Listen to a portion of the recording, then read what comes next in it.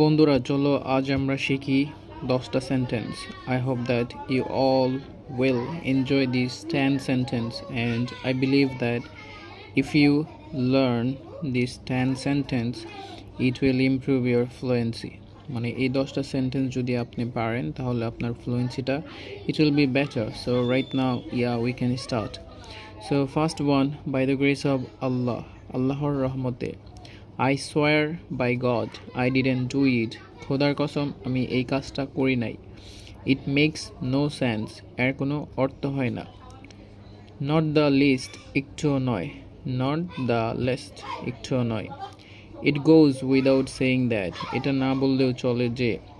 If you do care, যদি আপনি চান. If you do care, যদি আপনি চান.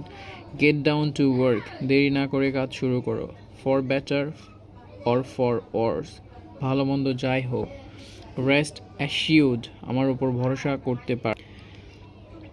And number 10, so that's the case.